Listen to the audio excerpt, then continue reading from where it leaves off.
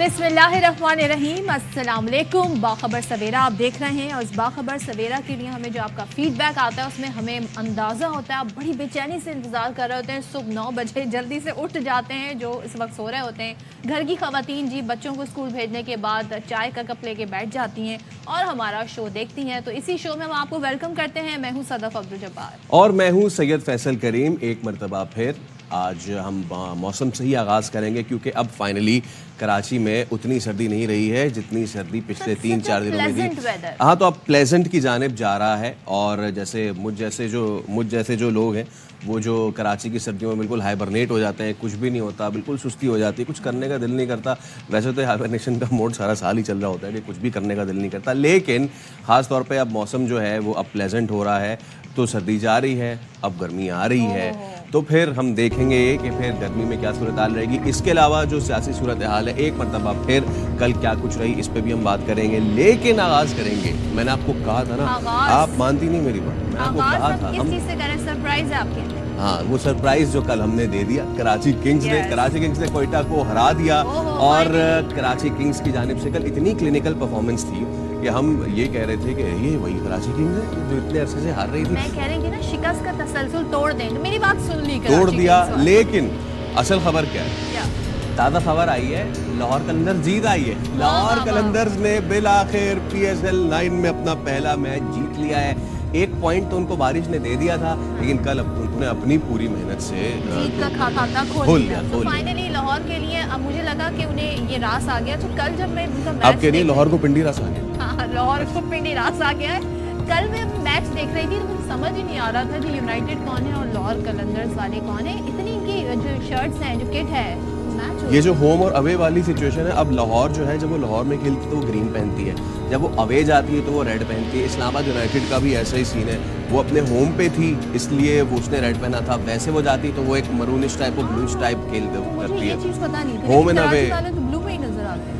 ज़रूरत नहीं है ना हमें होम और अवे की ज़रूरत की, क्योंकि कराची किंग्स ने कल बड़ी ही तगड़ी वापसी की है और कराची किंग्स ने ग्लैडिएटर्स को 7 विकेटों से आउट क्लास कर दिया है। 119 का छोटा मोटा सा हदफ था। ऑल्दो के सऊद शकील ने बड़ा अच्छा परफॉर्म किया और बड़े ज़बरदस्त उन्होंने आगाज़ किया, लेकिन उनके और नाफे के आउट होने के बाद फिर कलंदर्स के साथ जो ग्लैडिएटर्स थे वो ग्लैडिएटर्स बेचारे आगे बढ़ ही नहीं पाए और सिर्फ 118 रन पे वो ऑल टीम की आउट। और आप ये देखें कि बासानी जी 27 बॉल्स पहले यानी 16वें ओवर में कराची किंग्स ने अपना टारगेट जी कहते हैं कि पूरा कर लिया। और इसी तरीके से जो नुमाया क्रिकेटर्स रहे उसमें जी साइफ्रेट हैं, उन्होंने 49 बनाए, शोएब मलिक है, विंस हैं, 27 बनाकर ये नुमाया रहे। जबकि कोयटा ग्लैडिएटर्स ने इनिंग का आगाज़ किया, 118 रन बनाए। हसन अली की बात करना बिल्कुल यहाँ पर ज़बरदस्त होगा क्योंकि 4 विकेटें हासिल करके वो जी कल के जो कराची और कोयटा का मैच था उसमें जी प्लेयर ऑफ द मैच करार। फाइनली जनरेटर चल गया हसन अली का और उन्होंने 1-2 नहीं बड़ा शानदार कमबैक किया और कल बड़े ही एनर्जेटिक नजर आए। अहम मौक़ों पे अहम की प्लेयर्स के सऊद शकील को उन्होंने आउट किया, आदिल नाफी को उन्होंने आउट किया जो कि अच्छी पार्टनरशिप लग रही थी। और उसके बाद तो फिर मामला खराब ही हो गए। इस मामले में फिर बेचारे सरफराज जो है वो भी आउट हो गए, मतलब कोई बचा नहीं कोयटा ग्लैडिएटर्स। ये PSL उनके लिए ज़्यादा लकी एक तरह से साबित नहीं। मेरे ख्याल से 2-3 पिछले PSL उनके लिए लकी क्या कुछ भी साबित नहीं हो रहे हैं। तो लेकिन फिर कराची जो है उसने बहुत ज़बरदस्त बॉलिंग की, हमने उनको ऑल आउट कर दिया। कराची बैटिंग पे आई, एक मरतबा फिर क्लिनिकल परफॉर्मेंस। अच्छी बात यह है कि कारन पोलार्ड जो है वो शादी ब्याह निपटा के वापस आ गए, फाइनली आ गए हैं। लेकिन कल उनकी ज़्यादा ज़रूरत इसलिए नहीं पड़ी क्योंकि कराची के टॉप ऑर्डर ने काम जो है एक्चुअली वो थोड़ा सा थक भी गए होंगे ना, तो इतनी शादी उन्होंने अटेंड की है, सोचे 3 दिन हैपनिंग्स रही, तो खाना पीना आउट ऑफ बिल्कुल मोड चेंज हो जाता है ना। एक आप खेलने के मोड में थे, एक आप बिल्कुल जी फेस्टिविटी के मोड में चले गए। खैर अब दूसरे मैच की तरफ बढ़ जाएं अगर, तो दूसरा मैच भी बड़ा इंटरेस्टिंग रहा। और वही बात जो हम कह रहे थे कि लाहौर को पिंडी रास आ गया है, ऐसे ही हुआ। तो जो लाहौर कलंदर्स जो कि बिल्कुल ही बॉटम पे चली गई थी, अभी भी बॉटम पर ही है और बाय द वे वो बाहर हो चुकी है और कलंदर जो है कोई पॉइंट्स नहीं थे उनके, लेकिन फाइनली उन्हें जी पॉइंट्स मिल गए। पॉइंट्स उनके मिल गए हैं और कलंदर जो है बिलाखिर उन्होंने अपना खाता खोल दिया है। लेकिन हम ये भी नहीं कह सकते कि 13 दुरुस्त आयत उनके लिए, सिर्फ लाहौर के लिए दिल्ली दूर अस्त। बात करेंगे हमारे साथ नुमाइंदा खुसूसी बराए शाहिद हाशमी मौजूद है। शाहिद भाई गुड मॉर्निंग, अस्सलाम वालेकुम। اور اس سے پہلے کہ ہم لاہور کی بات کریں فائنلی جو ہے ہم Karachi Kings finally back on the winning track. اچھی چیز یہ ہوئی کہ 20 گیندیں قبل ہم جیتے ہیں, رن ریٹ پہ بھی اچھا اثر پڑا ہوگا, لیکن شاید بھائی کراچی کے لیے اب صرف ادھر ادھر کی بات نہیں, اب سارے میچ جیتتے ہیں. وعلیکم السلام. بالکل ایسا ہی ہے, اور آج کا میچ بڑا کروشل ہوگا جو کراچی کنگز کا اسلام آباد یونائٹیڈ سے یہ ڈائریکشن طے کر دے گا. آلدو اس کے بعد بھی چانس رہے گا کراچی کنگز کے پاس, لیکن آج کا میچ جیتنا بہت ضروری ہوگا کراچی کنگز کے لیے اگر پلے آف میں جگہ بنانی ہے. تو کل اچھا میچ کھیلا, اور ہم تو سمجھ رہے تھے کہ ٹاس جیت کے پہلے بیٹنگ کرنی چاہیے تھی, لیکن درست فیصلہ ثابت ہوا. کوئٹہ کے کھلاڑیوں نے اپنا تفریح کا شکار ہو گئے, اتنی اچھی بیٹنگ نہیں کر پائے, صرف سعود شکیل ہی کچھ تھوڑا بہت چلے, اور حسن علی نے اسی طرح کے وہ بالر ہیں وہ جو آتے ہیں اور وکٹیں لیتے ہیں, وکٹ ٹیکنگ بالر ہیں حسن علی. اور پاکستان کرکٹ ٹیم کو بھی ان کی کمی بڑی محسوس ہو رہی ہے, وہ اپنی جگہ کھو چکے ہیں T20 انٹرنیشنل میں, تو اب وہ واپس آ رہے ہیں. PSL میں اچھی پرفارمنس کریں گے تو پھر آگے پاکستان کی ٹیم میں بھی آئیں گے, تو اچھی پرفارمنس رہی کراچی کنگز کی. اسی طرح آگے بھی تینوں میچوں میں کرنا پڑے گا. اچھا, اور کوئٹہ کی بات اگر ہم کریں, بیچ میں تمام تر معاملات رہے, پھر سرفراز کی کو کیپٹنسی سے ہٹانا, یہ ساری چیزیں اوور آل کیا کوئٹہ کی پرفارمنس کو دیکھیں گے ابھی تک جو PSL میں, حالانکہ بڑے اچھی انہوں نے جیت کے بھی دکھایا ہے ہمیں بڑی زبردست پرفارمنس کے ساتھ. ان کی ٹیم کی پرفارمنس بہت اچھی چل رہی تھی, لیکن اچھا ہوا انہیں جو پلے آف میں ان سے پہلے ایک جھٹکا لگ گیا, ان کو اپنی ساری چیزیں درست کرنے کا موقع لگ گیا کہ وکٹیں گرتی ہیں تو کس طرح اس کو وکٹ سلائڈ کو روکنا ہے, اور ایک دم سے وکٹیں نہیں گنوانی. تو اب وہ دیکھیں گے, غور کریں گے, اور ان کے جو پلیئر ہیں بڑے کی پلیئرز, اچھے پلیئرز ہیں, جیسن رائے ہیں, نافع ہیں, رائل روسو ہیں, شرفین ردرفورڈ ہیں, تو ان سب کو دیکھنا پڑے گا کہ ایک ساتھ وکٹیں نہ گرائیں. اور اچھا وہ انہیں پلے آف سے پہلے ایک بریک اپ کال مل گئی. ایبسلیوٹلی. تو آج بھی بڑا کروشل میچ ہے کراچی کا, لیکن اب ذرا ہم بات کر لیتے ہیں کل کی اہم خبر, بریکنگ نیوز, اور وہ یہ ہے کہ لاہور قلندرز اپنا PSL 9 میں فائنلی پہلا میچ جیت. کہاں تھی یہ والی لاہور قلندرز شاید بھائی؟ دیکھیں, ٹیم میں آپ جتنی بھی اچھی سلیکٹ کر لیں ڈرافٹنگ میں, ورلڈ کلاس پلیئر لے لیں, اگر آپ کی ٹیم اس دن اچھا نہیں کھیلتی جس دن میچ ہے, تو وہ لاہور قلندر جیسا ہی حال ہوتا ہے. جس طرح وہ میچ پہ میچ ہارتے رہے, ان کی بیٹنگ بھی نہیں چل رہی تھی. ان کی بالنگ PSL کی بیسٹ بالنگ ہے, فاسٹ بالنگ, لیکن انہوں نے اس دفعہ اسپنرز, جو کی اسپنرز ہوتے ہیں ان کا رول ان کے بڑا مسنگ تھا. ان کے راشد خان جو افغانستان کے لیگ اسپنر ہیں وہ نہیں آ سکے, بیک سرجری ان کی ہوئی, ابھی کرکٹ نہیں کھیل رہے, ریکوری میں ہے. تو ان کی جو کمی تھی وہ لاہور قلندر کو بڑی بری طرح محسوس تھی. ان کے جو ینگ اسپنرز تھے وہ اتنا اچھا نہیں کر سکے, اور پھر ان کے جو اسٹار پلیئر ہیں فخر زمان وہ نہیں کر پا رہے رن, تو ان ساری چیزوں کا نقصان ہوا ان کو.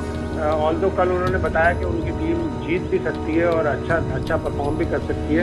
ان کی بالنگ نے ان کو بڑا لیٹ ڈاؤن کیا, اور ان کے ٹاپ آرڈر نے ان کو لیٹ ڈاؤن. بالکل شاید صاحب, ساتھ ہی نگاہ کیونکہ ظاہر کرکٹ سے ہی جڑے معاملات ہیں, اور جب آگے ہم نے جا کے جی ورلڈ کپ بھی ہونا ہے اور ٹیم کا ایک کمبینیشن بھی بننا ہے, ایسے میں ہم دیکھ رہے ہیں جی کھلاڑیوں کی فٹنس پہ کافی زور ہے, اور کھلاڑیوں کی فٹنس کو بہتر بنانے کا عزم پاکستان کرکٹ بورڈ نے ایک بار پھر کھلاڑیوں کا ایبٹ آباد کا کول ملٹری اکیڈمی میں فوج کی زیر نگرانی تربیتی کیمپ لگانے کا فیصلہ کیا. اور ظاہر چیئرمین PCB جب نئے آئے ہیں انہوں نے مختلف فیصلے بھی کیے ہیں, جس میں انہوں نے آتے ہی کہا تھا, ایک تو وہ چاہتے ہیں کہ جی کرکٹ میں پالیٹکس نہ ہو, دوسرے انہوں نے سکس کی بات بھی کی تھی کہ جب بھی میں دیکھتا ہوں میچ میں تو اس میں یہ ہوتا ہے جی مجھے لگتا ہے فورن پلیئر جو ہے وہ زیادہ اچھے ہٹر ہیں as compare to the Pakistani players. اچھا, اب کاکول اکیڈمی میں جو لگایا گیا ہے کیمپ, اس میں قومی ٹیم کے کوچز, ٹرینرز کے ساتھ ساتھ فوج کے تربیت کار بھی کھلاڑیوں کی فٹنس بہتر بنانے پر. پچھلی بار جب ہوا تھا مصباح کیپٹن تھے, ہم نے لارڈ میں بڑا تاریخی ٹیسٹ جیتا تھا, اور شاید بھائی میں مصباح کیونکہ ARY کے پینل پہ ہی ہیں تو ان کی یہ گفتگو سن رہا تھا, ان سے پوچھا تھا وسیم بھائی نے کہ جی کیا ہوا تھا, انہوں نے کہا جی ہوا کچھ نہیں تھا, بس وہ 12-13 میل بھاگ رہے تھے ہم صبح, اور اگلے دن جو ہے وہ ہماری پنڈلیاں جو ہے وہ جواب دے گئی تھیں. But at the end of the day یہ بڑا زبردست رہا, کیونکہ ایک چیز ہم کر چکے پہلے, اور اس کا بڑا انگلینڈ میں جا کے انگلینڈ کو پھر مار کے آئے تھے, تو یہ ایک بڑی پازیٹیو چیز ہے شاید بھائی. بالکل پازیٹیو چیز ہے, ڈسپلن سکھاتی ہے پاکستان آرمی, اور پاکستان آرمی کی جو ٹرینر ہیں وہ فٹنس اچھی کریں گے, ڈسپلن سکھائیں گے, how to improve yourself on fitness وہ سکھائیں گے. اور جب یہ ساری چیزیں سیکھتے ہیں کمپلیٹ فٹنس کے ساتھ جائیں گے पहले न्यूजीलैंड की सीरीज है, फिर इंग्लैंड और आयरलैंड का दौरा है, वहां पे भी T20 मैचेस खेलेंगे, तो पता चलेगा कि फिटनेस कितनी की है। पूरी दुनिया में अब फिटनेस ट्रेनर भी होते हैं, फिजियोथेरेपिस्ट भी होते हैं, और अभी मैं टीम सऊदी का पढ़ रहा था, वो कल 100वां टेस्ट मैच अपना खेल रहे हैं। किस तरह वो फिट है 35-36 साल की उम्र में।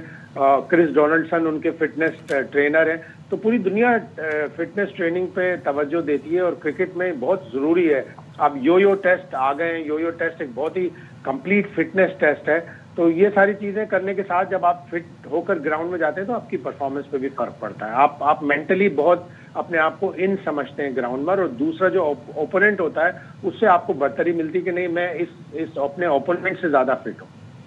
ठीक है शाहिद साहब, थैंक यू सो मच। और देखते हैं जी आज जो मैच होते हैं उसका क्या नतीजा निकलता है। और जो तरबियती कैंप है ये 10 रोज़ा है, और ये जी 25 मार्च से 8 अप्रैल तक लगाया जाता है। एब्सोल्युटली, और आज भी बड़ा अहम मैच है, और कराची किंग्स का आज भी मैच है, तो best of luck Karachi Kings, आज भी आप जीतें। तो अब ज़रा हम आगे बढ़ते हैं और रमज़ान की बात कर लेते हैं। रमज़ान मुबारक का महीना नेक्स्ट वीक में रमज़ान है। बिल्कुल जी बिल्कुल बिल्कुल, now just we are counting the days, और हम कितने एक्साइटेड हैं।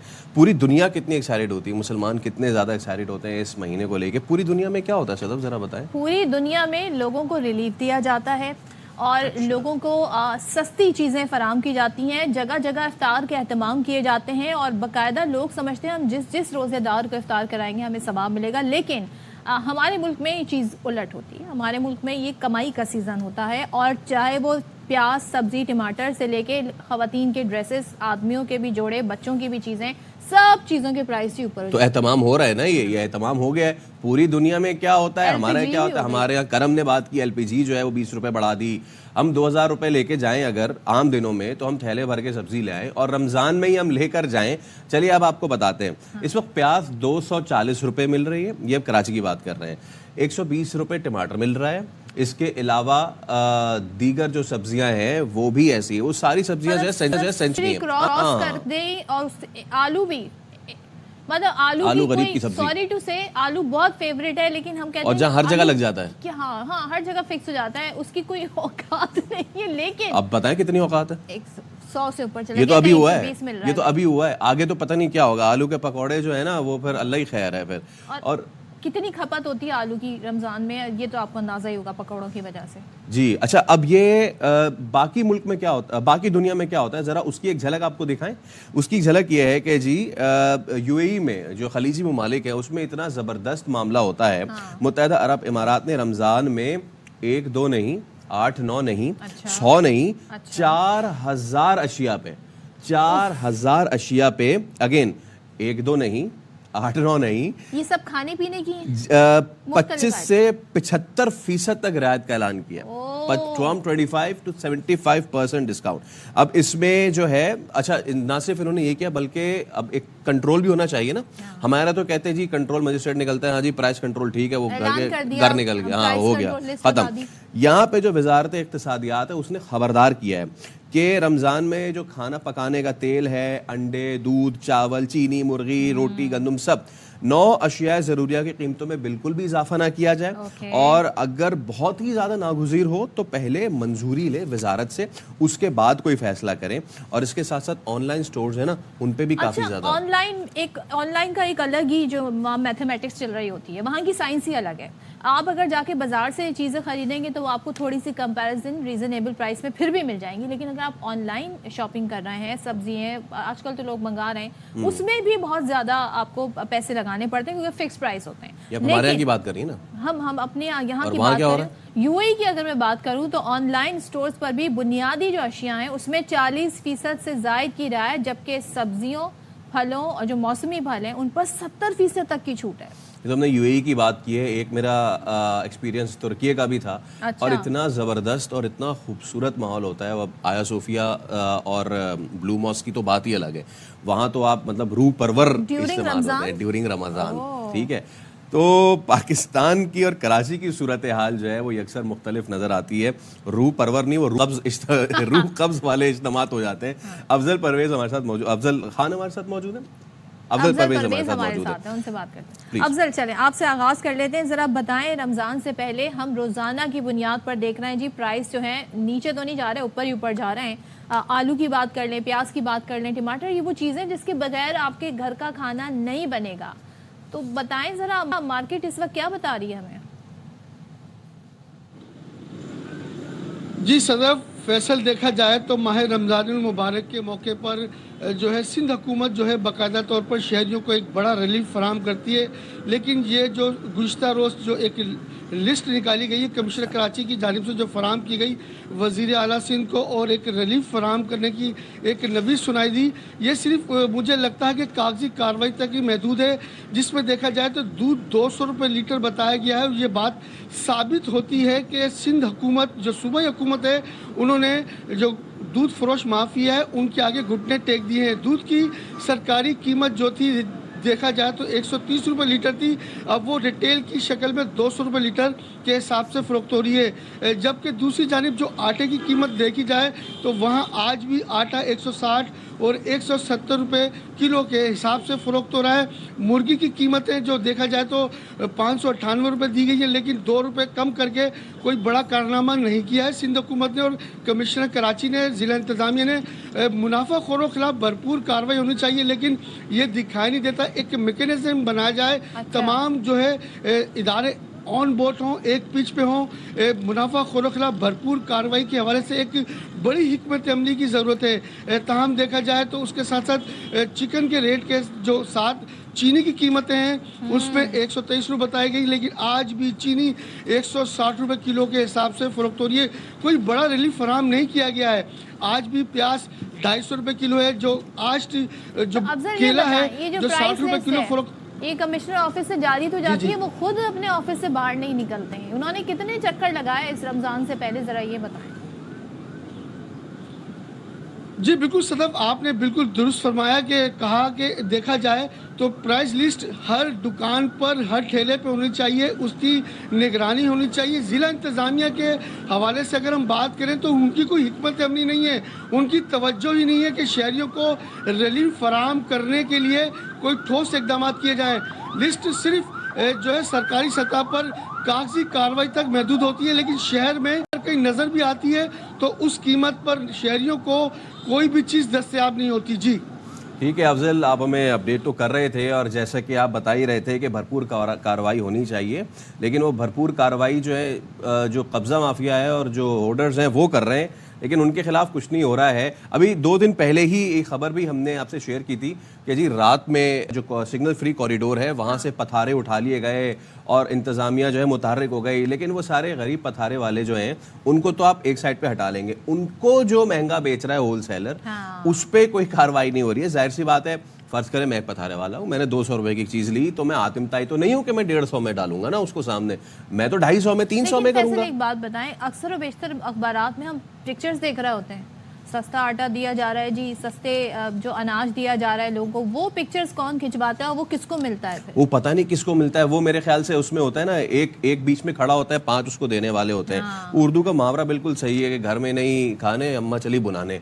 तो हमारे अपने पास कुछ भी नहीं है। अब इसका एक नेक्स्ट जो हम बहुत ही भयानक एपिसोड देखेंगे वो ये है कि हम बाहर भेज रहे हैं चीजें, हम चीजें बाहर भेज रहे हैं, हम एक्सपोर्ट करने पे लगा रहे हैं। एक सेकंड, यहाँ लोगों को आप इसलिए चीजें महंगी भी दे रहे हैं, एक वजूहत उनमें से ये भी है कि देखें जी किल्लत हो गई, फला जगह से ये नहीं आ रहा, इस दफा जी फसल तैयार नहीं हुई, इस दफा बारिशें कम हुई, उसके बाद आप ये चीजें बाहर भेज रहे हैं। आपके मुल्क की जो है वो जरूरत पूरी हो गई जो आप बाहर भेज रहे हैं। मतलब कि समझ में नहीं आ रही ना, 220 रुपए वाली चीज तो 240 की बिक रही है, वो कैसे बिक रही है? ये प्याज हो गया, ये आलू हो गया, ये पहले हम बाहर भेज देते हैं और उसके बाद हम कहते हैं ओहो ये तो महीना आ गया ऐसा कि इसमें बड़ी खपत है, मंगवा लो बाहर से।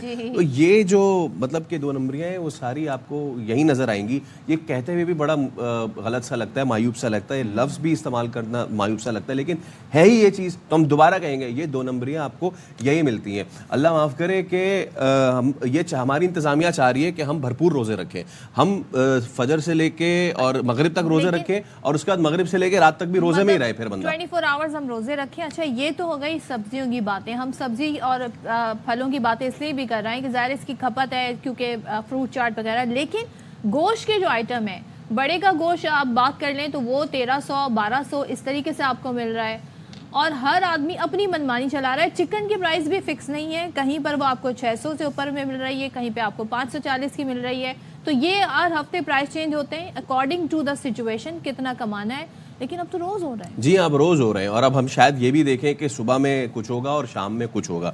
تو اتنی خراب یہ صورتحال ہو چکی ہے.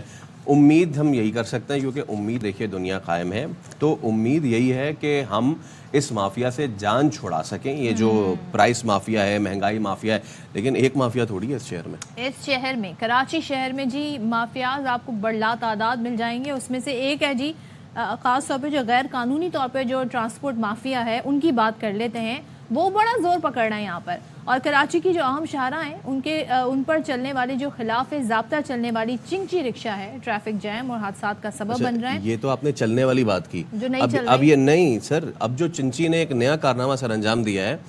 یہ جو پل ہوتے ہیں نا، جو ہمارے بریجز ہوتے ہیں، ان کے کونے پہ انہوں نے اپنے سٹاپ بنا لیے ہیں. پہلے تو ہم یہ روتے تھے کہ بسیں جو تھیں وہ برج پہ روک دیتی تھی، بیچ میں وہ سڑک پہ روک دیتی تھیں.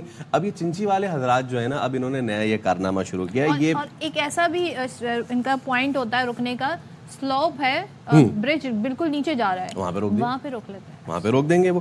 تو اب ہمیں کیا کبھی اس سے چھٹکارا مل پائے گا؟ کیونکہ ان میں نہ کاغذات ان کے پاس ہوتے ہیں، نہ نمبر پلیٹ ہوتی ہے. ایک عام گاڑی والا جو کہ آپ ریلیٹ کر سکتے ہیں، وہ کہیں بھی جا رہا ہوتا ہے، اس کو فوراً روک کے پوری تفتیش کی جاتی ہے. لیکن اور آپ حشاش بشاش گھر سے نکلیں، by the time you reach the destination, reach your destination, آپ کی حالت بری ہو جاتی ہے. اچھا چنچی جو ہے، آپ بہت متاثر ہوئے، مجھے لگا ساری رپورٹ دیکھ کے فیصل متاثر نہیں، متاثرہ اسپیچ لیس ہو گئے. اچھا چنچی جو ہے وہ کیوں آپ اتنا نظر آیا ہے، کیوں اس کی بیسک وجہ بنی؟ وجہ آئی تھنک یہ ہے کہ کراچی میں ٹرانسپورٹ کا جو سسٹم ہے وہ آپ سب کے سامنے ہے. جتنی آبادی اس کے لحاظ سے یہاں پر پبلک ٹرانسپورٹ نہیں ہے. ایسے میں ایک یہ جگاڑ بنائی گئی. اب یہ جگاڑ اتنی بڑی ہو گئی ہے، بڑھ کے چھوٹا سا بچہ اتنا بڑا ہو گیا ہے کہ یہ وبال جان بن گیا. بغیر لائسنس، ان کا تو کوئی لائسنس بھی چیک، کوئی لائسنس چیک نہیں کرتا. آپ گاڑی میں نکلے، آپ کو 5 ناکوں پہ میں بتا دیتا ہوں، آپ کو سیوک سینٹر پہ روکیں گے، اس کے بعد آپ کو تھوڑا اس سے پہلے نیپا پہ روک لیں گے، یہاں آتے ہوئے آپ کو ناظم آباد میں روک لیں گے، اور جی چیک ویک کریں گے. ان کو پہلے تو ہمارا شکوہ ہوتا تھا کہ بس والوں کو چیک کرو نا. بس والے تو کیا، ان کو بھی کوئی چیک کرنے والا نہیں ہے. اور میں اس موقع پہ جو متاثرین یونیورسٹی روڈ ہیں ان سے میں خصوصی طور پہ خطاب کرنا چاہوں گا کہ آپ کا یہ رمضان بھی بہت صبر سے گزرے گا. ایک جانب یونیورسٹی روڈ یونیورسٹی گلی بن چکی ہے اور وہ آلریڈی اتنی پتلی ہو چکی ہے، اب اس میں بسیں بھی گھستی ہیں، اور اس کے ساتھ ساتھ جو چنچی مافیا ہے اس نے اپنے وہاں پہ اسٹاپ بھی جو ہے بنا لیا ہے. اور انہیں جلدی بھی بہت ہوتی ہے. آپ سن رہے تھے نا وہاں پر ایک صارف ہی کہہ رہے تھے جی اتنی سیٹس نہیں ہوتی جتنے اس میں بھر دیے جاتے ہیں لوگوں کو. پیچھے لوگ لٹک کے کھڑے ہوئے بھی ہوتے ہیں، آگے ڈرائیور کے ساتھ بھی بیٹھے ہوتے ہیں. ایسے تو یہاں سفر ہو رہا ہے. تو رمضان کے دوران کھجور اپنے جیب میں رکھیں اور ایک بریک لیں. ایک افطار آپ کی کہیں بھی ہو سکتی ہے. ہم بریک لے رہے ہیں، بریک کے بعد دوبارہ حاضر ہوں گے. اسٹے ود اس.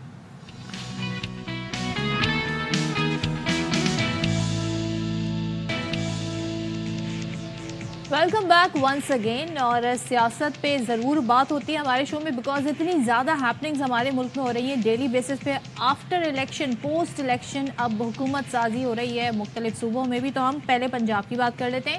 پنجاب کی کابینہ 18 رکنی کابینہ نے کل حلف اٹھا لیا. ساتھ ہی کے پی میں بھی ہم دیکھ رہے ہیں کہ وہاں پر جی آئی تھنک وہاں پر 15 رکنی کابینہ ہے کے پی میں، انہوں نے بھی حلف اٹھا لیا ہے. سو یہ حکومت سازی کا مرحلہ بڑی تیزی سے جاری ہے. اب دیکھتے ہیں جی اب آگے اس میں اور ایڈیشن ہوتا ہے کہ نہیں. پنجاب میں جی عظمہ بخاری، اس کے علاوہ مریم اورنگزیب، مجتبیٰ شجاع الرحمان، عمران نذیر، سلمان رفیق، ان سب کو وزارتیں ملی ہیں. کے پی کے میں جو ہے وہ فضل حکیم خان، فضل شکور اور فیصل خان ترکئی، ان کو حکومت ملی ہے. لیکن اب اس تمام تر معاملے میں ایک جانب تو حلف برداریاں ہم دیکھ رہے ہیں. ہم آگے چل کے یہ بھی بات کریں گے، کل شہباز شریف پشاور بھی پہنچے تھے لیکن علی امین گنڈا پور وہاں بھی نہیں آئے. لیکن اب ایک نیا جو ایک معاملہ کھلا وہی ہے، وہ ہے وہ جاری ہے، وہ ابھی تک جاری ہے، اور وہ ہے مخصوص نشستوں کا. اور اب پنجاب میں وہ ایک الگ سچویشن اس نے اختیار کی ہوئی ہے. لیکن اس کے ساتھ ساتھ پشاور ہائی کورٹ جو یہ معاملہ پہنچا ہے، تو پشاور ہائی کورٹ نے جی وہ منتخب ارکان کے حلف پر آج تک کا اسٹے آرڈر بھی نے دے دیا ہے. اور 2 رکنی بینچ تھا یہ، اور سماعت میں یہ کہا ہے کہ جی ارکان جو ہے وہ حلف نہ لیں. اسپیکر قومی اسمبلی آج ان سے حلف نہ لیں، اور ساتھ ہی ساتھ انہوں نے کچھ دلائل بھی سامنے رکھتے ہیں. تو آج اس کی سماعت ہونی ہے. اب یہ ہما کس کے سر بیٹھ رہا ہے، اونٹ کس کروٹ بیٹھ رہا ہے، نہ یہ پتہ چل رہا ہے. کچھ سمجھ میں نہیں آ رہا کہ یہ ایک صوبے میں، 2 صوبوں میں، 3 صوبوں میں ہم دیکھ رہے ہیں جی مخصوص نشستیں الاٹ کر کے وہاں پہ حلف برداری ہو جائے گی ان کی بھی. لیکن ایک صوبہ جو ہے وہاں کی جو ہائی کورٹ ہے انہوں نے آج اس پہ مزید سماعت کرنی ہے. اب دیکھتے ہیں جی ابتدائی جو دلائل تھے اس کے بعد 6 سوالات دینا ضروری ہیں.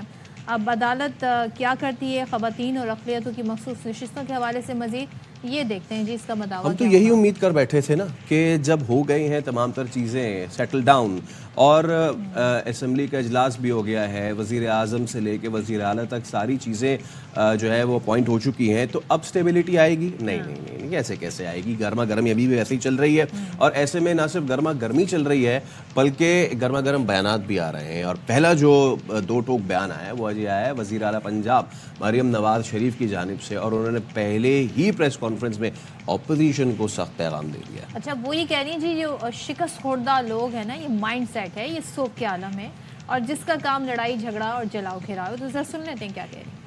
اچھا یہ آئی گیس انہوں نے جو کیمپین شروع کی ہوئی ہے نگہبان کیمپین, جی ہاں اس کی بھی انہوں نے دیکھا, اور وہ دونوں سائڈ تھی, یہ دونوں سائڈ تھی, اور انہوں نے اس پہ باضابطہ 10 منٹ انہوں نے گفتگو بھی کی مریم نواز نے, اور اس میں انہوں نے بتایا کہ اس میں چاول ہے, چینی ہے, آٹا ہے, اور باقاعدہ اس کو بھرپور پروسیس کے ساتھ, باقاعدہ انسپیکشن کے ساتھ اس کی کوالٹی کو دیکھتے ہوئے یہ تمام تر پیکج تیار کیا گیا ہے.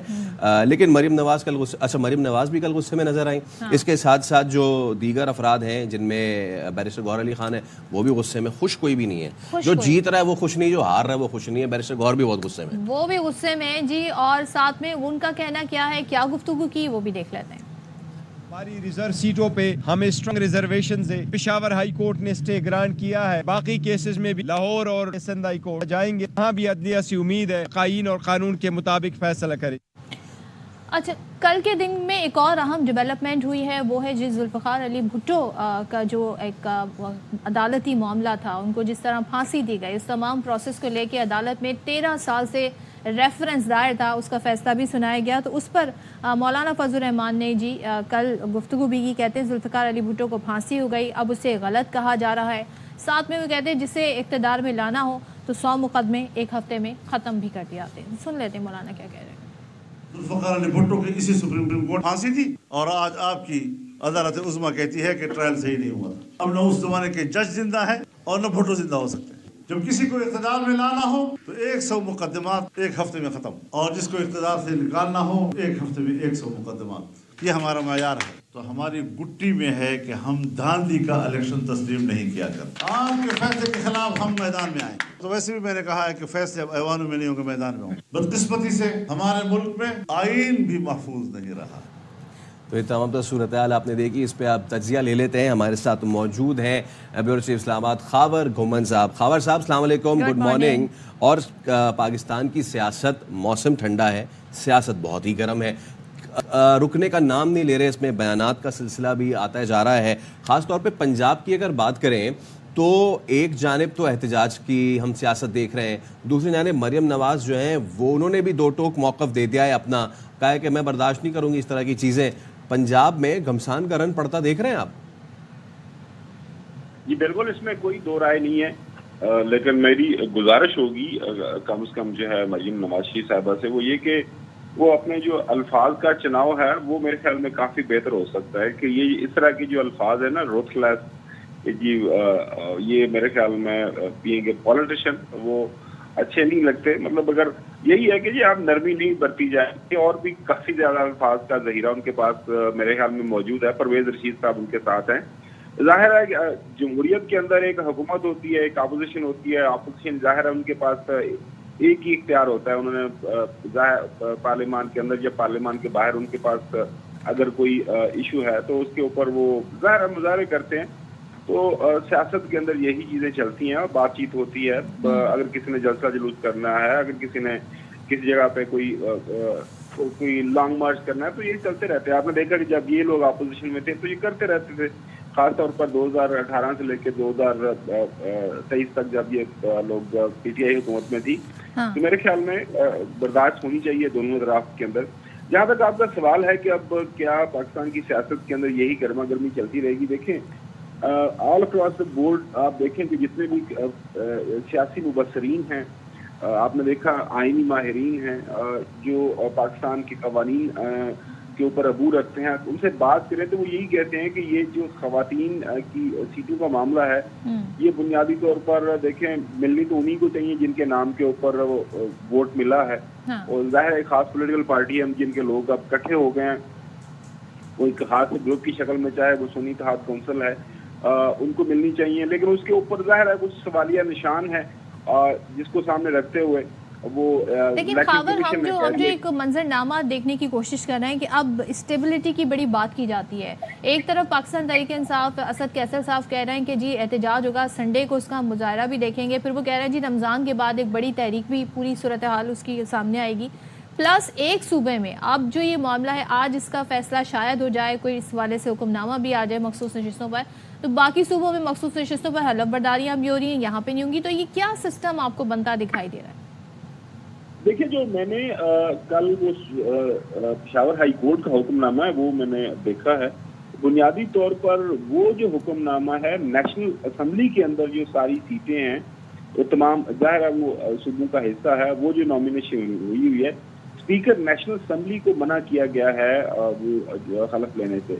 میرے خیال میں اس کا جو اثر ہے نیچے جو صوبائی اسمبلی ہے اس کے اوپر بھی آئے گا، اور ایونچولی یہ سارے کا سارا معاملہ مجھے لگ رہا ہے سپریم کورٹ ہی جائے گا.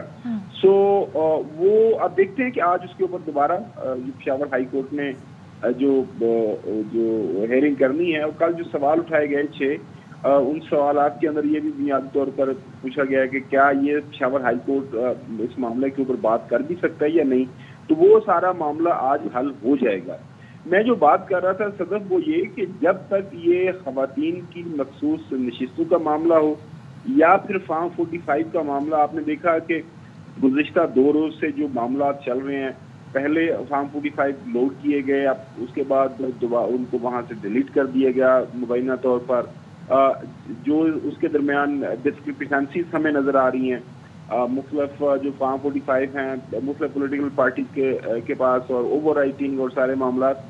تو یہ سارا جو ایشو ہے میرے خیال میں اس وقت تک چلے گا جب تک الیکشن کمیشن نے ان معاملات کا کسی نہ کسی طرح سے حل نہیں نکالنا.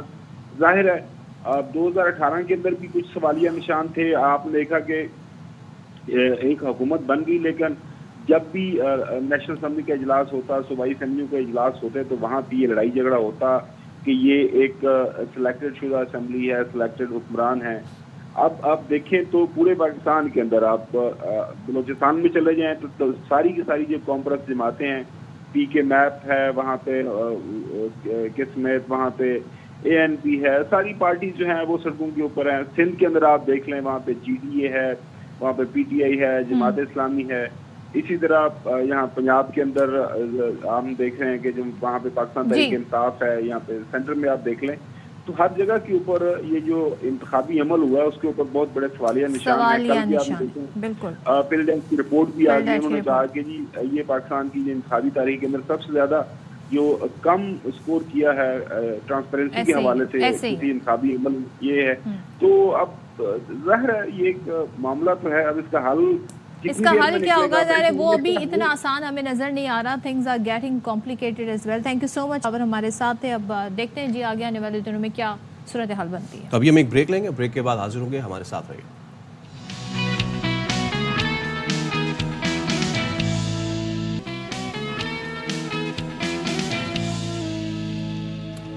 Welcome back once again. اور بات کریں گے شہر قائد کی. شہر قائد کی خوبصورتی کیا ہے؟ خوبصورتی یہ کہ یہاں پر ہر زبان، ہر مذہب کے بولنے والے لوگ آپ کو ملیں گے. ان کی باقاعدہ کمیونٹی ہے، اس کمیونٹی کا الگ کلچر ہے، وہ اسی لحاظ سے رہتے بھی ہیں، اسی طریقے سے ان کے کھانے پینے کے انداز ہیں. تو اگر آپ نے ایک ڈائیورسٹی دیکھنی ہو تو کراچی میں ان جگہوں کا وزٹ ضرور کریں. جی ہاں، اردو سپیکنگ سے ہٹ کے اور جو مین ہمارے ایتھنیسٹیز ہیں جن میں پنجابی، سندھی، سرائکی، کراچی کی کچھ ایسی کمیونٹیز ہیں انڈیجنس جن میں پارسی تو ہیں بہت تھوڑے سے، لیکن ان کے ساتھ ساتھ آخانی اور بوہری کمیونٹی، ایسی ہی ہماری ایک اقلیتی برادری ہندو کمیونٹی بھی، اور یہ شہر میں جن کے اصل ورثہ میں سے ایک کمیونٹی ہے روایتی طور پہ. اور اولڈ سٹی ایریا میں چلے جائے تو وہاں تو آپ کو بہت پرانے مندر بھی نظر آئیں گے. ایسے ہی اولڈ سٹی ایریا کا ایک اور قدیم علاقہ، اس کو رنچھوڑ لین کہتے ہیں، وہاں کی ایک مارکیٹ ہے. اور جی اب وہ ستارہ مارکیٹ میں جو ہمارے ہندو برادری ہے ان کے مذہب میں جو استعمال ہوتی ہیں اشیاء وہ وہاں ملتی ہیں اور باقی چیزیں ملتی ہیں. ملتا کیا کیا ہے اب ہم کیا بتائیں؟ روحا فاطمہ بتائیں گے آپ کو اپنی رپورٹ میں. اب بات ہے لائک اگر کوئی ٹورسٹ یہاں پر آئیں تو سوچیں گے جی پاکستان بننے سے پہلے کی یہ مارکیٹ ہے. ایبسلیوٹلی. اور صرف یہی نہیں, کچھ دیگر کراچی شہر میں ایسے بازار ہیں جہاں پہ آپ کو اس طرح کی پیکولر چیزیں ملتی ہیں. ہم ایک بریک لے رہے ہیں, اس کے بعد دوبارہ حاضر ہوں گے, ہمارے ساتھ ہی رہیے گا.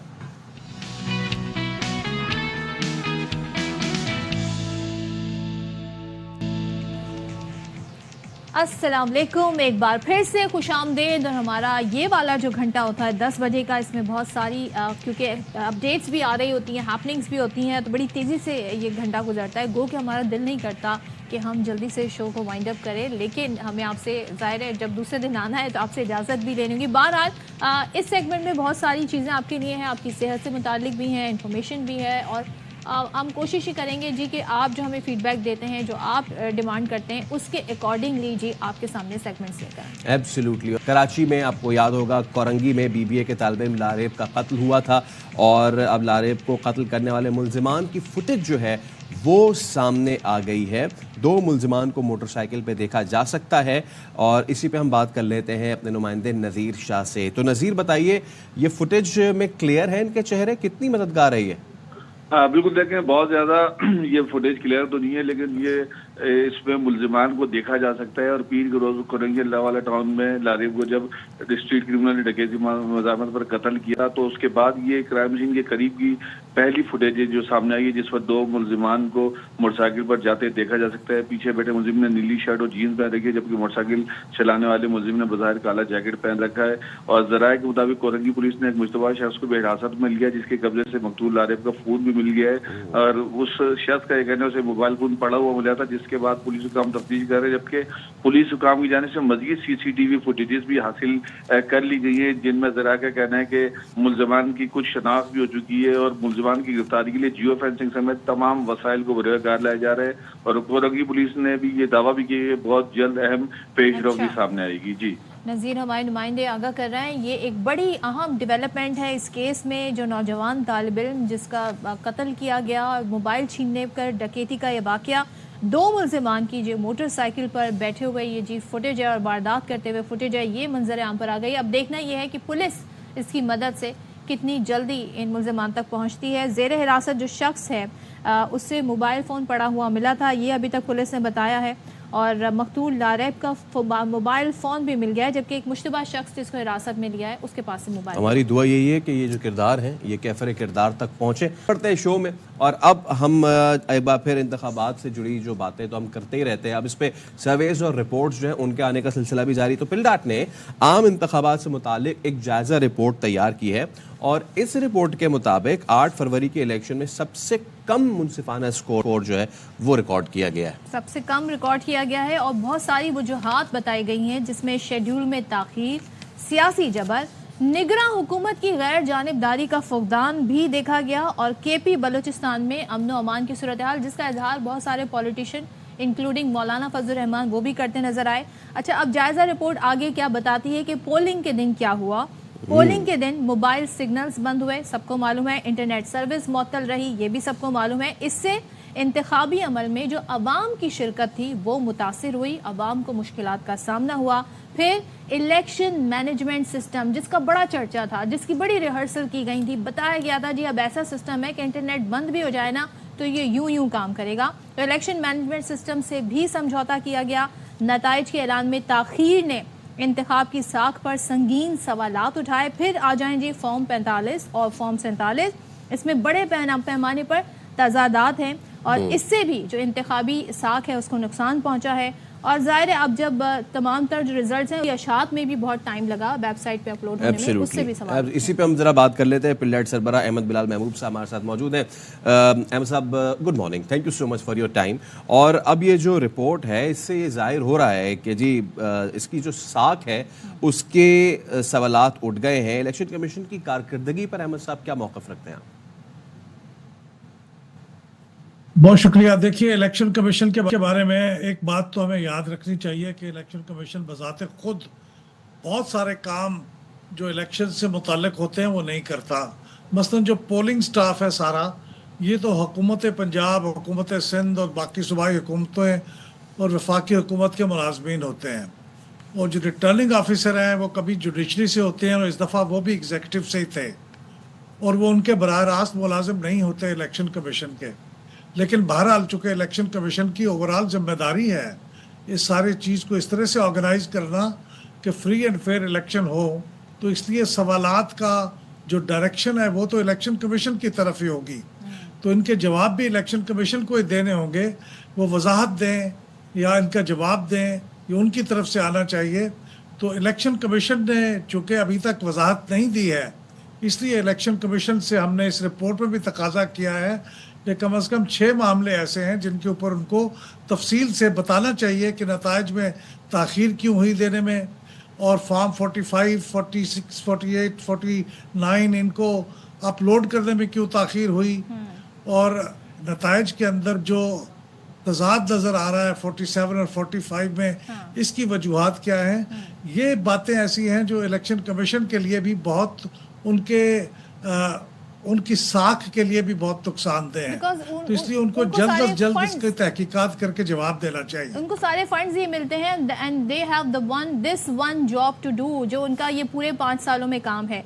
एक चीज़ मुझे बताइएगा बिलाल साहब, वो ये कि हम ये देख रहे हैं कि एक जमात एहतजाज के बारे में बार बार कह रही है, अपने मैंडेट का हवाला बार बार दे रही है। ऐसे में जब इस तरह की रिपोर्ट्स आती हैं या इंटरनेशनल कम्युनिटी इस तरह की बात करती है, ज़ाहिर है इलेक्शन में जितनी ट्रांसपेरेंसी होगी उतनी ही हुकूमत को लेजिटिमेसी मिलेगी।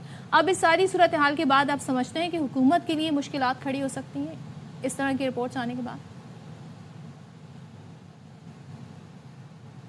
जी बिलाल साहब, कैन यू हेयर मी?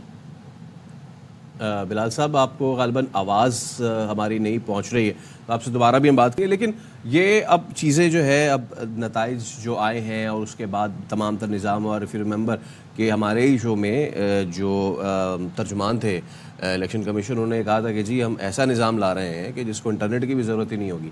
तो वो लोगों ने सीरियस ले लिया, उन्होंने इंटरनेट ही बंद कर दिया, फिर वो ना निज़ाम रहा ना इंटरनेट रहा। और फिर लेकिन अब जो इतने ज़्यादा तजादात हैं, अहमद साहब हमारे साथ मौजूद हैं। हाँ अहमद साहब, इफ़ यू कैन हेयर अस, तो ये बताइएगा कि अब जो सिचुएशन बन गई है कि सुन्नी इत्तेहाद काउंसिल वो भी एहतजाज कर रही है, मौलाना फजलुर रहमान भी एहतजाज कर रहे हैं, और उनके कमोबेश यही इल्ज़ामात हैं जो जायज़ा रिपोर्ट में सामने आए। तो आप समझते हैं कि हुकूमत के लिए मुश्किलात होंगी इस सारी सूरत हाल में? यकीनन मुश्किलात होंगी, क्योंकि अभी हम असम्बली के अंदर देख रहे हैं एहतजाज जारी है, और जिस तरह PTI ने कहा है कि वो अब सड़कों के ऊपर भी एहतजाज करेगी, तो अगर ये दोनों एहतजाज जमा हो जाएंगे तो हुकूमत के लिए बहुत सी मुश्किलात होंगी। जो पॉलिटिकल स्टेबिलिटी चाहिए मुल्क के अंदर इकानमी को बहाल करने के लिए और लॉ एंड ऑर्डर को कंट्रोल करने के लिए, वो अवेलेबल नहीं होगी। वो नहीं होगी तो फिर दुनिया के दूसरे मुल्क भी शायद मदद करने में थोड़ी सी हिचकिचाहट दिखाएंगे। तो इसलिए ये हुकूमत के लिए तो बहुत इम्तिहान की बात है। इसलिए उनको चाहिए कि जल्द अज जल्द इलेक्शन कमीशन के ज़रिए, या अगर ज़रूरी हो तो एक इलेक्शन ट्राइब्यूनल्स के ज़रिए, या फिर एक कमीशन ऑफ इंक्वायरी के ज़रिए इसको जल्द अज जल्द रैप अप करें, इसका कोई फ़ैसला करवाएं, ताकि एहतजाज की जो सूरत हाल है वो बंद हो सके। 2013-14 में भी ऐसे ही हुआ था और हमारा बहुत नुकसान हुआ था। अब ऐसा नहीं होना चाहिए। तो अहमद साहब, अब इसमें एक सिचुएशन ये भी है, जो आपकी जायज़ा रिपोर्ट है उसमें जहां इलेक्शन कमीशन और इंतज़ामिया पे बात आई, वहीं पे जो निगरां हुकूमत है उसकी भी जो पार्टिज़न है उस पर भी सवालात आए हैं। मुझे बताइएगा ये जायज़ा रिपोर्ट क्या कहती है निगरां हुकूमत के रोल पे?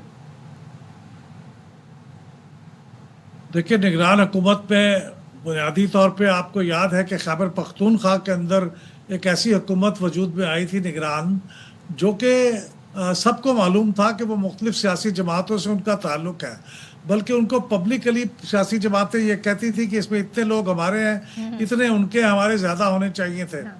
और काफ़ी देर लगी इलेक्शन कमीशन को इसके ऊपर एक्शन लेने में, और बिलाखिर फिर उन तमाम वज़ीरों को हटाया गया क्योंकि वो पार्टियों के लोग थे। लेकिन आप ये जान के हैरान होंगे कि मरकज़ी सतह पे हमारे जो वज़ीर दाखिला थे, उनका ताल्लुक बलूचिस्तान अवामी पार्टी से था, सरफराज बुगटी साहब, और वो मुस्तकिल वज़ीर रहे, वो सजिक सेनेटर भी थे, उनको किसी ने नहीं हटाया। اور آخر میں پھر انہوں نے خود ہی استعفیٰ دیا, پھر وہ پیپلز پارٹی کو جوائن کر لیا انہوں نے, اب وہ بلوچستان کے وزیر اعلیٰ ہیں. تو اس کا مطلب یہ ہے کہ یہ نان پارٹیزان جو کیئر ٹیکر گورنمنٹ ہے وہ نہیں تھی, اور اس کے ایکشن بھی نظر آتے تھے کہ وہ نان پارٹیزان نہیں ہے. یہ تفصیل ہے جس کی بنیاد پہ ہم نے کہا ہے کہ یہ انتخابات جو پری پول لیول پلینگ فیلڈ نہیں تھی, ان میں ایک بہت اہم عنصر تھا. اچھا, یہ مخصوص نشستوں کا میں آپ سے چاہوں گی ذرا جواب دے دیں. جو الیکشن کمیشن کا فیصلہ ہے جس میں دیگر جماعتوں کو سنی اتحاد کونسل کی مخصوص نشستیں دے دی گئیں, یہ فیصلہ درست ہے؟ میرے خیال میں یہ غیر منصفانہ فیصلہ ہے اور یہ قانون کی ٹھیک تشریح نہیں ہے. ایک ایسی سیاسی پارٹی جس نے الیکشن لڑائی نہیں ہے, اگرچہ وہ سیاسی پارٹی ہے قانونی طور پہ سنی اتحاد کونسل, جب اس نے الیکشن ہی نہیں لڑا تو اسے یہ کہنا کہ آپ نے لسٹ جمع نہیں کرائی اپنے ریزرو سیٹ کے امیدواروں کی, اس کی امیدواروں کی تو لسٹ جمع کرانے کا سوال اس وقت پیدا ہوگا جب وہ پارٹی اسمبلی میں آئے گی. تو اب وہ پی ٹی آئی کے لوگ جو آزاد امیدوار تھے وہ اس میں شامل ہو گئے ہیں, تو اب ان کو موقع دیا جانا چاہیے کہ وہ اپنی لسٹ جمع کرا سکے اور ان کو نشستیں فراہم کی جانی چاہیے. میرے خیال میں یہ بڑا غیر منصفانہ فیصلہ ہے کہ ان کو نشستیں نہیں دی گئیں اور وہ نشستیں دوسری پارٹیوں میں بانٹ دی گئی ہیں. اس سے اور کنفرنٹیشن میں اضافہ ہوگا, اور وہ جو ہم سٹیبلٹی دیکھنے کی کوشش کر رہے ہیں وہ پھر بھی ہمیں نہیں مل پائے گی انفارچونیٹلی. ٹھیک ہے, بہت شکریہ. احمد بلال محمود صاحب ہمارے ساتھ موجود تھے, اور جو لوگ کہہ رہے ہیں اب سرویز میں بھی چیزیں سامنے آ رہی ہیں. خیر, اب آگے بڑھتے ہیں. اور کل صدف عبدالجبار نے یہ انکشاف کیا تھا کہ وہ امریکہ جانا چاہتی ہیں, تو آپ نہیں جانا چاہتے؟ دیکھیے, آپ نے یہ بات کی ہے نا تو زخم ہرے ہو گئے ہیں. ہزاروں خواہشیں ایسی کہ ہر خواہش پہ دم نکل کے ختم ہو جائے. لیکن دیکھیے, باہر جانے کے لیے کیا کیا چیزیں ضروری ہوتی ہے صدف؟ ہاں, یہ تو ہے. چھٹی ملنا, ویزا لگنا. وہ ویزا کس پہ لگے گا؟ پاسپورٹ پہ لگے گا. اور پاسپورٹ جو ہے, پچھلے دنوں ایک مسئلہ ہوا تھا, بہت سارے لوگ, میں پھر سے ببانگ دول کہوں, بہت سارے لوگ باہر ملک نہیں جا پا رہے تھے کیونکہ ان کے جو پاسپورٹ کے جو پرنٹنگ والے معاملات تھے نا وہ بڑے ہو رہے تھے اور ڈیلے ہو رہے تھے. لیکن اب یہ ہوا ہے کہ اب پاسپورٹ کی جو فیس ہے وہ یکدم بڑھا دی گئی ہے, اور 10-20% نہیں, باضابطہ 50% ریز ہو گیا ہے. بہت کم ویسے بڑھائیے, 50% بہت ہی کم ہے نہیں فیصل؟ ایبسلیوٹلی. اب یہ کیوں ہوا ہے اور اب اس سے کیا جو ہے وہ افیکٹ پڑے گا, ہمارے نمائندے محمد صلاح الدین اب ہمارے ساتھ موجود ہیں. صلاح الدین, گڈ مارننگ اور بہت شکریہ. ان سے بھی صلاح الدین سے بات کریں گے. جی صلاح الدین, راتوں رات جو پاسپورٹ فیس میں اضافہ کیا گیا ہے تو کیا اس کی ڈیٹیلز ہیں؟ پہلے تو یہ بتائیے کہ 72 صفحات 36 صفحات کے نارمل ارجنٹ پاسپورٹ کی کیا فیس ہوگی اس وقت؟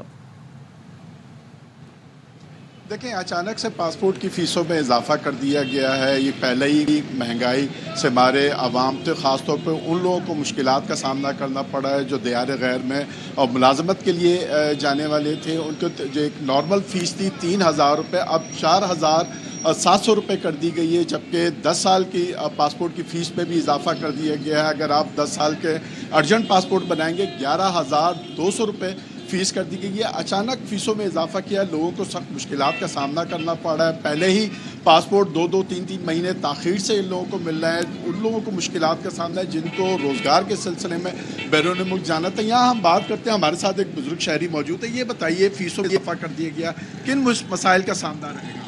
یہ جو ہے نا بہت زیادہ, جیسے ہم لوگ بہت سارے لوگ عمرے کے جانے والے ہیں, بہت ساروں نے جو ہے نا حج بھی کرنا ہے.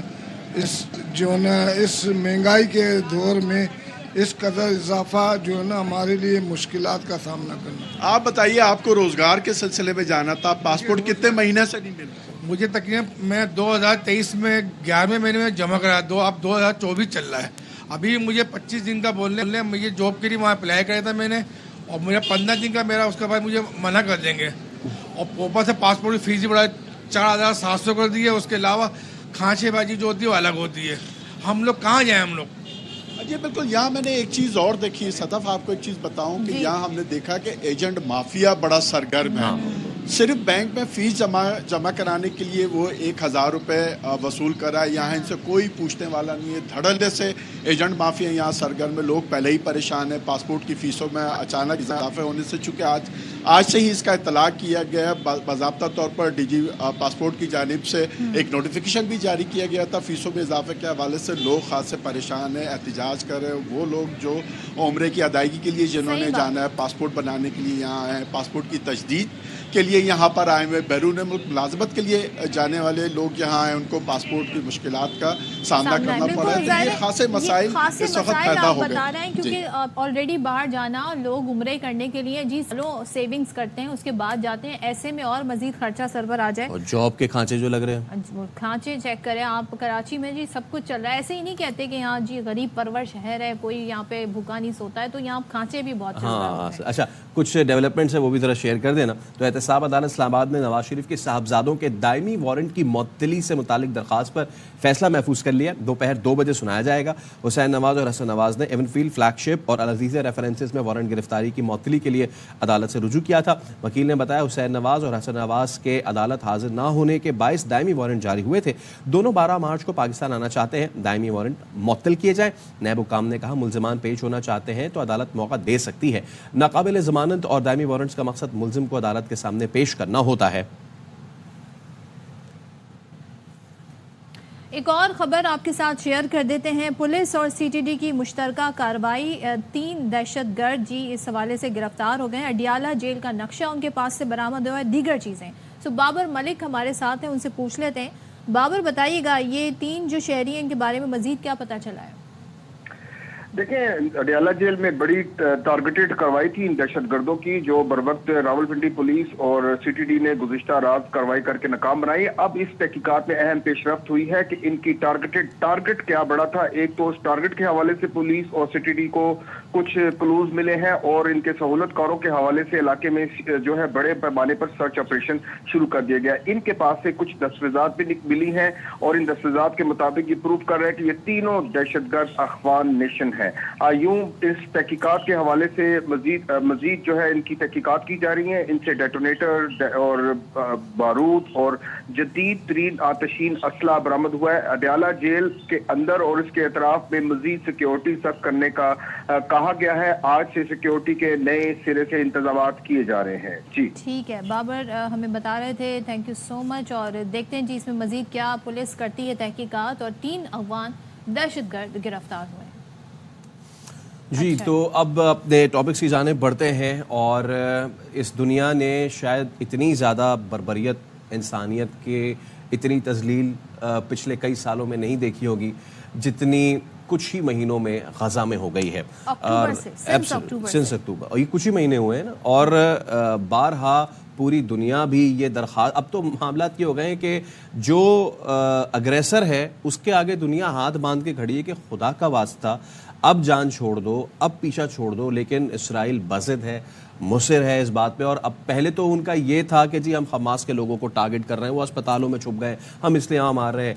अब ये मामलात हो गए हैं कि जो बेचारे खुराक लेने के लिए, जो मजलूम गजा वाले फ़लस्तीनी हैं, वो खुराक लेने के लिए लाइनों में खड़े होते हैं और उस लाइन को ताक के निशाना बनाती है, यहाँ तक इस बर्बरियत तक। और जाहिर है ये सब रिपोर्ट हो रहा है, ऐसी बात नहीं है कि ये किसी से ढका छुपा है। इंटरनेशनल मीडिया हो, हम अपने सोशल मीडिया की बात कर लें, वो मनाजिर देखने को मिलते हैं जिससे दिल दहल जाता है। यानी हम उसे देख नहीं पा रहे होते। छोटे छोटे बच्चे जिस तरीके से वो अपनी आखिरी हिचकी, आखिरी सांस ले रहे होते हैं, वो मंजर खुदा किसी को ना दिखाए, लेकिन हम फ़लस्तीन में आए रोज़ ये मनाजिर देख रहे होते हैं। और जो बात फैसल ने की कि कुछ ही महीने हुए, 7 अक्टूबर को हमास का जो अटैक हुआ था, उसके बाद जो एग्रेशन दिखाया इसराइल ने, अब तक 13,000 से ज़ायद बच्चों और 9,000 से ज़ायद ख़वातीन को मिलाकर 31,000 फ़लस्तीनी शहीद हो गए। सबसे जो दिलदोज़ वाक़या था वो एक डॉक्टर जो कि दूसरों की जान बचा रहे थे, और जब उनके सामने से उनके बच्चे की लाश गुजरी तो क्या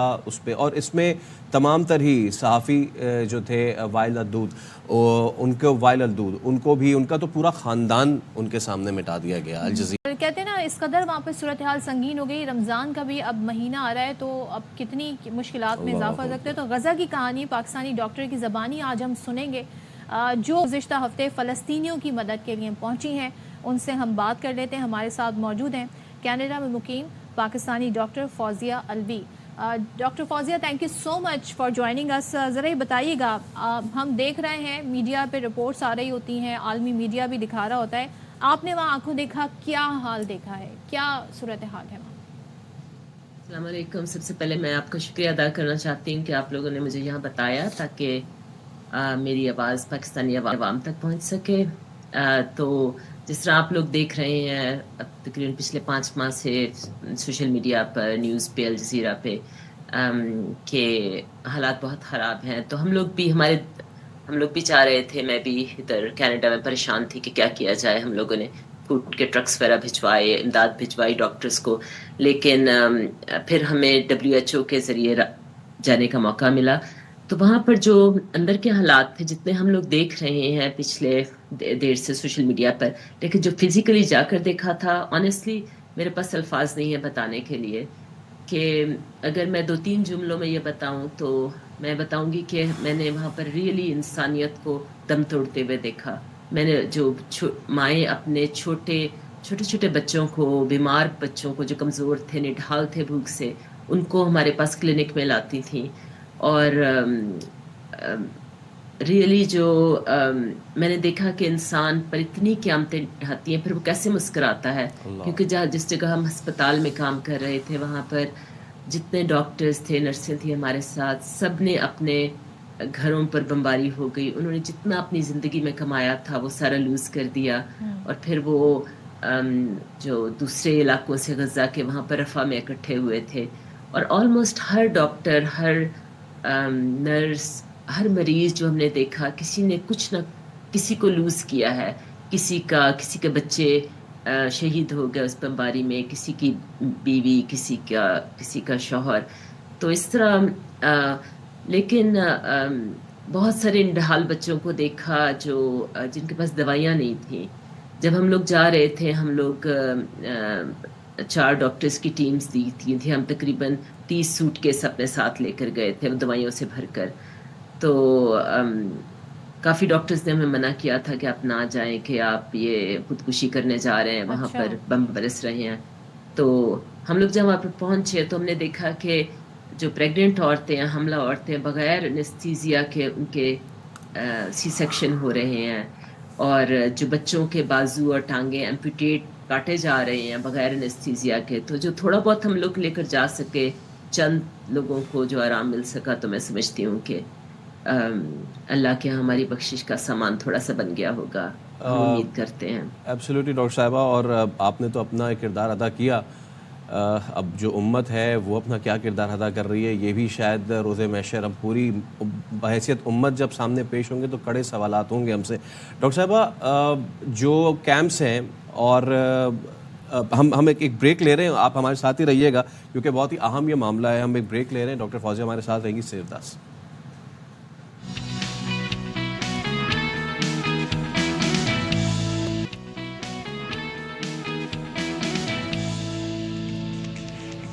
ویلکم بیک ٹو باخبر سویرا. بریک پہ جانے سے قبل ہم بات کر رہے تھے ڈاکٹر فوزیہ الوی سے, جو کہ پاکستانی ڈاکٹر ہیں, کینیڈا میں اس وقت مقیم ہیں, اور وہ ہو کر آئیں غزہ اور وہاں کی صورتحال انہوں نے دیکھی. میم تھینک یو, آپ نے ہمیں وقت دیا اور آپ ہمارے ساتھ ابھی بھی موجود ہیں. ڈاکٹر صاحب, یہ میں آپ سے ضرور جاننا چاہوں گا, ہم یہاں پہ بیٹھ کے تو یہ سوچتے ہیں کہ جی اگر اس طرح کا کوئی واقعہ ہوتا ہے تو پناہ گزین کیمپس کی جانب چلے جاؤ, یونائٹڈ نیشنز کی جانب سے جو ڈیزگنیٹڈ ہوتے ہیں, تو وہاں کچھ جان کی امان ملے گی. لیکن ان کیمپس کی صورتحال کیا ہوتی ہے؟ میں چاہوں گا کہ اس کی تصویر ذرا آپ ہمارے سامنے رکھیے. غزہ میں صورتحال جو یہ ہے کہ غزہ میں کوئی جگہ محفوظ نہیں ہے. پہلے جو پچھلے 5 مہینوں سے غزہ کے سب لوگوں کو دھکیل کر سدرن بارڈر جو ہے وہاں پر رفح کی طرف لایا گیا وہاں پر. اور جب ہم لوگ رفح میں پہنچے, اس لیے ہم لوگوں کو وہاں جلدی WHO نے نکالا وہاں سے, اس لیے کہ وہاں پر بمباری شروع ہو گئی تھی.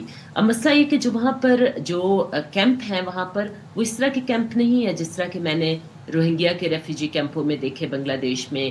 وہ بیسیکلی بستر کی چادریں لٹکا کر وہاں پر ٹینٹ بنائے ہوئے ہیں, اور وہ ہر جگہ ہیں, ہسپتال کے اندر بھی ہیں, باہر بھی ہیں, پارکنگ لاٹ میں بھی ہیں, غزہ کی جو اس وقت رفح کی گلیاں وہ بھری ہوئی ہیں ان ٹینٹوں سے, وہ خود ہی بنائے ہوئے ہیں, کوئی گرم ٹینٹ نہیں ہے بیچارے. اس لیے کہ جب بمباری ہوئی لوگوں نے ہمیں بتایا کہ وہ صرف اپنے جو کپڑے پہنے ہوئے تھے وہ لے کر بھاگے ہیں, تو ان کے پاس کوئی گرم کپڑے نہیں تھے, بہت سردی تھی, بچے, چھوٹے بچے, معصوم بچے وہاں سڑکوں پر سو رہے تھے.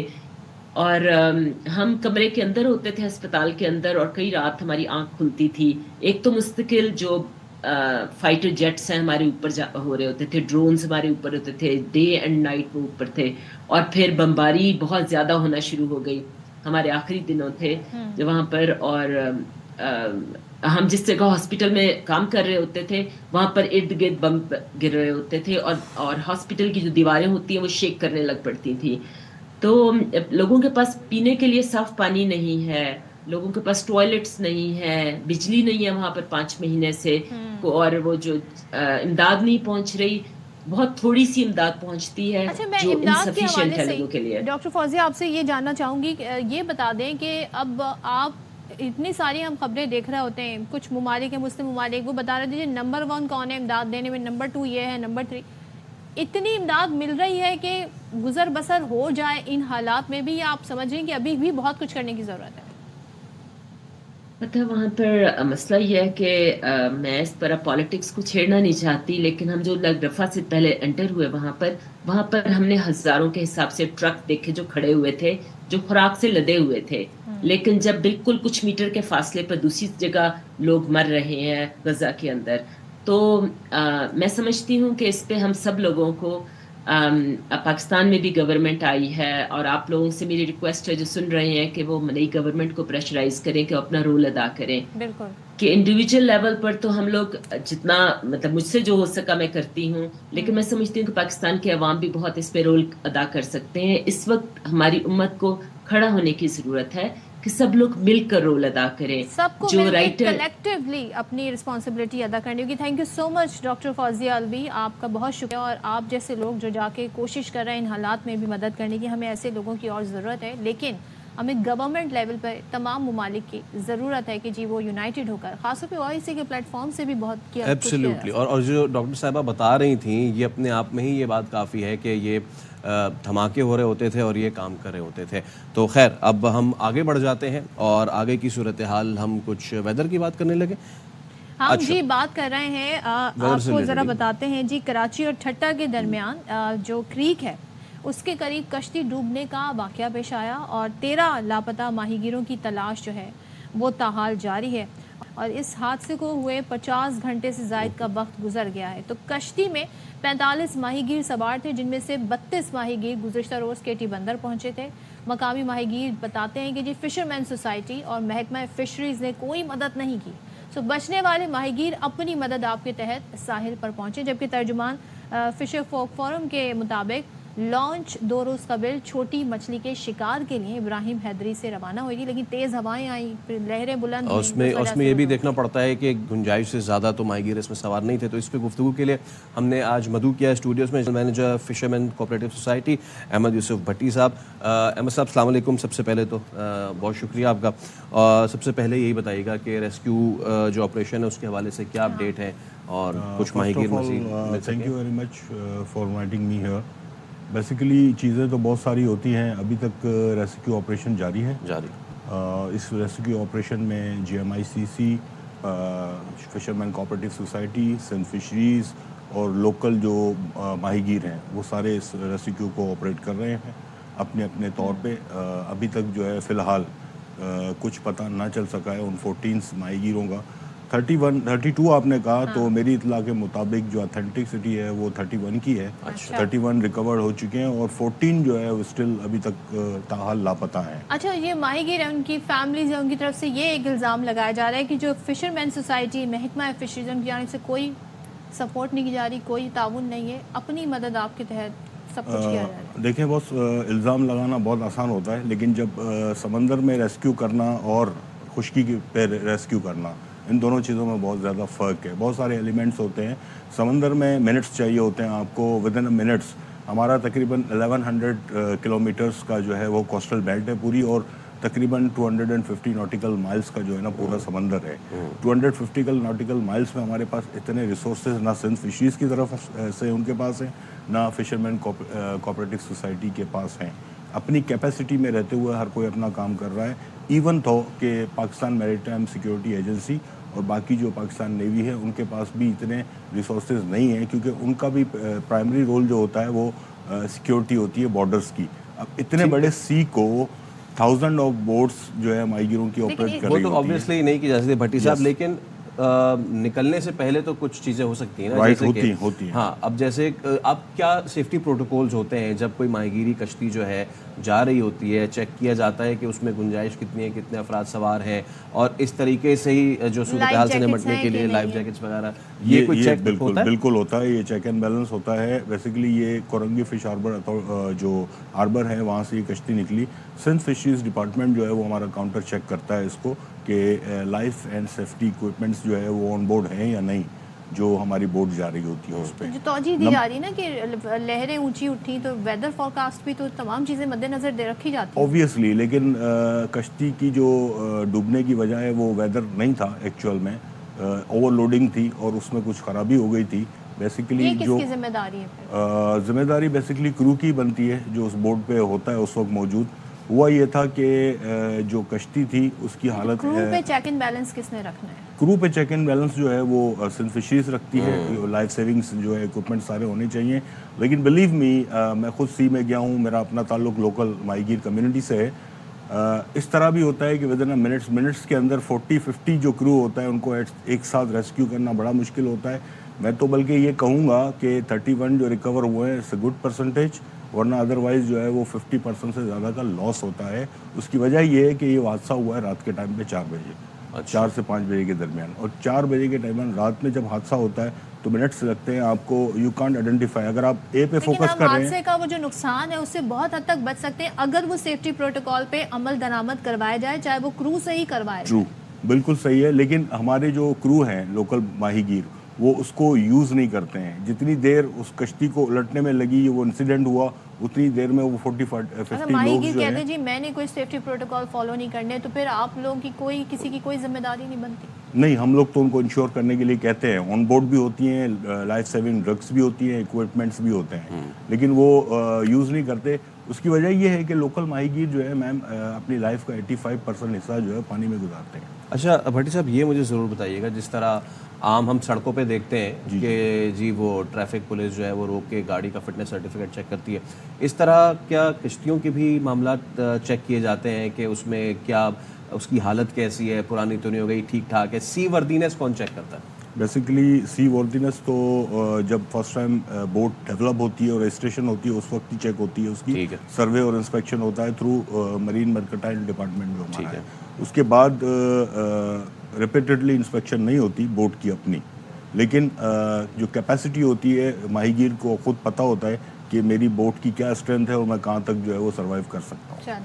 ठीक है, थैंक यू सो मच भट्टी साहब for coming. Thank you very much, thank you. और लेट्स होप कि जी ये जो वाकया हुआ है, इस तरह के वाकयात दोबारा से पेश ना आए और दाद रसी की जाए जो लोग इससे मुतासर हुए। एक खबर आपके साथ यहाँ पर शेयर कर लेते हैं। वज़ीर आला सिंध की ज़ेरे सदारत रमज़ान में कीमतों को कंट्रोल करने से मुतालिक इजलास हुआ है और वज़ीर आला ने 22.5 बिलियन रुपए के रमज़ान पैकेज का ऐलान किया। रमज़ान में सिंध की 60% आबादी को 5,000 रुपये नकद देने की मंजूरी दी। सूबे में 34,000 रुपये आमदन तक वाले 4.5 मिलियन ख़ानदानों को रमज़ान में रिलीफ देने का फैसला हुआ। इजलास में ज़ख़ीरा अंदोज़ों मुनाफ़ाखोरों के खिलाफ आज से क्रैकडाउन का फैसला हुआ है और वज़ीर आला ने इंतज़ामिया से कहा है कि जी अशिया की नोटिफाइड कीमतों पर फरहमी को यकीनी बनाया जाए। रमज़ान में के इलेक्ट्रिक, हेस्को, सेप्को बिजली का निज़ाम बेहतर बनाएं और सारों इफ्तार के दौरान लोड शेडिंग ना की जाए। अच्छा, व्हाट अबाउट गैस की लोड शेडिंग? जी हाँ, मैं तो ये कह रहा था कि सहर इफ्तार में क्यों पूरे दिन क्यों ना मनाई जाए इसकी यकीनी। अभी एक ब्रेक ले रहे, उसके बाद हाजिर होंगे। Stay with us.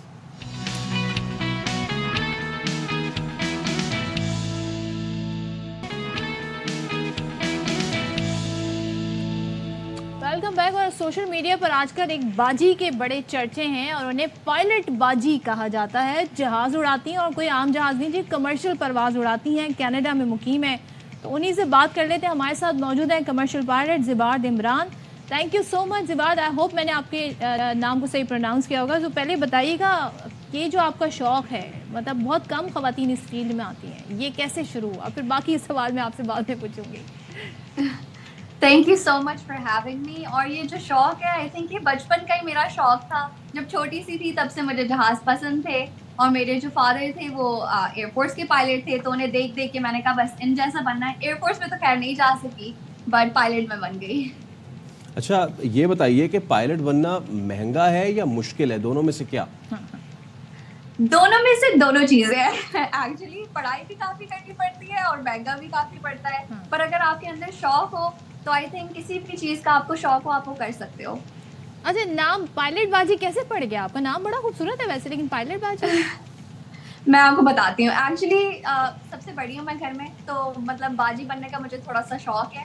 اب ایسا نہیں ہے کہ مطلب کہ مجھے باجی باجی پکارے ہو تو مجھے بالکل نہیں پسند, بٹ یو نو میری باجی والی ایک پرسنالٹی ہے. اور کینیڈا میں رہتی ہوں تو میں کہا پاکستانی بھی تھوڑا ٹچ ہونا چاہیے, تو میں نے کہا فنی بھی ہو جائے گا, کیچی بھی ہو جائے گا. پائلٹ ہوں, باجی ہوں, تو پائلٹ باجی میں نے بنا لیا. اچھا شوق ایک طرف, لیکن جب آپ نے پہلی فلائٹ کی اور اب تک آپ کو ڈر نہیں لگا؟ ڈر جو ہے نا میں بتاتی ہوں, جو سب سے پہلی فلائٹ تھی اس میں تھوڑا سا مجھے ڈر لگا تھا, کیونکہ جو یہ چھوٹے ٹریننگ جہاز ہوتے ہیں نا ایسا لگتا ہے کہ ایک پین کا ڈبہ ہے اور وہ بس ایک دم سے ہوا میں چلا گیا. تو جیسے ہی ہوا نا تو میں نے کہا وہ یہ تو ابھی گر جائے گا, تو اس وقت مجھے تھوڑا ڈر لگا تھا. اور اس کے بعد ایک دفعہ جو میں نے سب سے پہلے اسپینس کیے تھے اس میں مجھے تھوڑا ڈر لگا تھا, کیونکہ وہ نوز ڈاؤن ہوتا ہے اور مطلب آپ گھومتے ہوئے بس زمین دکھ رہی ہوتی ہے اس وقت, تو اس میں مجھے تھوڑا لگا تھا. تو ماشاءاللہ اب آپ نے کہتے ہیں نا جو خواہش تھی پوری ہو گئی, اب آگے کیا گولز ہیں, کیا کرنا چاہتی ہیں مزید؟ انشاءاللہ ابھی بزنس کو بڑھانا ہے. کینیڈا میں ایئر ٹیکسی شروع کریں گے انشاءاللہ, اس کی پلانز ہیں ہمارے. اور آگے میرا پلان ہے کہ میں کمرشل ایئر لائنس میں بھی جاؤں, کیونکہ میں آگے جا کے یہ نہیں چاہتی کہ میرا کوئی ریگریٹ ہو کہ میں نہیں گئی, کاش کر لیتی. تو انشاءاللہ وہ بھی کریں گے. آخر میں خواتین کو کیا پیغام دینا چاہیں گی؟ Since it's a month of women. Yeah, please. I'd like to say کہ don't let anyone hold you back. جب میں نے شروع کیا تھا تو میں اور میری ایک دوست ہے بیسٹ فرینڈ, ہم کراچی میں نے شروع کیا تھا, ہم صرف 2 لڑکیاں تھیں, اور تب سے لے کے اب تک میں نے کافی چینج دیکھا, میں نے کافی لڑکیوں کو دیکھا, and I'm really proud of that. اور مجھے لگتا ہے ہر لڑکی کو باہر آنا چاہیے اور اپنا جو پیشن ہے وہ پرسو کرے. And we are proud of you. Thank you so much جواہد ہمارے ساتھ موجود تھیں. پائلٹ باجی آپ کا بہت شکریہ. اور آپ کا بھی بہت شکریہ دیکھنے کا. کل آپ سے ملاقات ہوگی. اللہ حافظ. اللہ حافظ.